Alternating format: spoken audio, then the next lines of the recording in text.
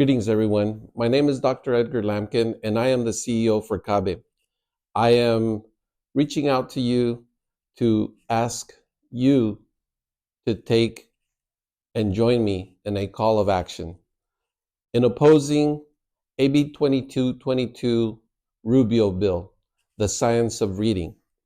This bill attempts to create a manufactured crisis. It creates myths, frauds, and an attack on American schools. David C. Berliner and Bruce J. Biddle share how this tends to happen. In this particular case, the data for English learners that is being used is flawed. When you take a look at a bell curve, you're always going to have 50% of the students that will be on the failing side. English learners will always be on the failing side because they get redesignated. And when they get redesignated, they're no longer in that pool. So using data for English learners that is flawed to create a myth is not the best approach. In addition, English learners need to be taught reading through a meaningful context.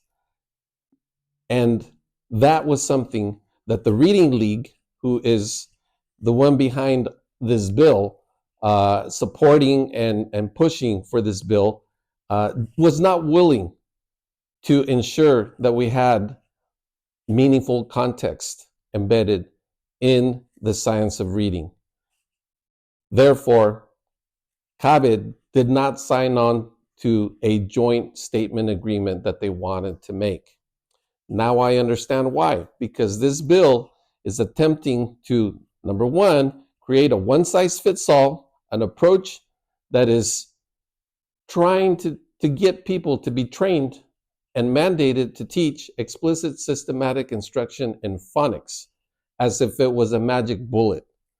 The reality is that in California, we have an ELA-ELD framework that actually embeds the teaching of explicit systematic instruction in phonics, but through a meaningful context.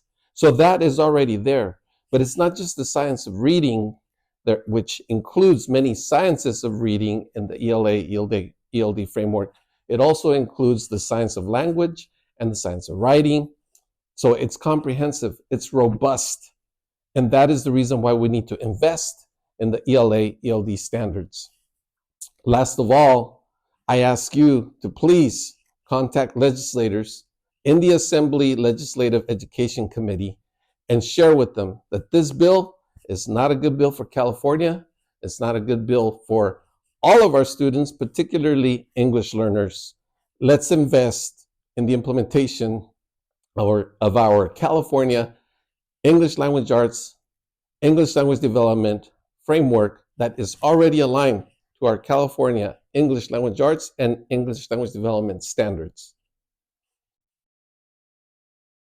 We ask you to please stand with us and oppose this bill by taking action and contacting your legislators. Thank you and have a good day.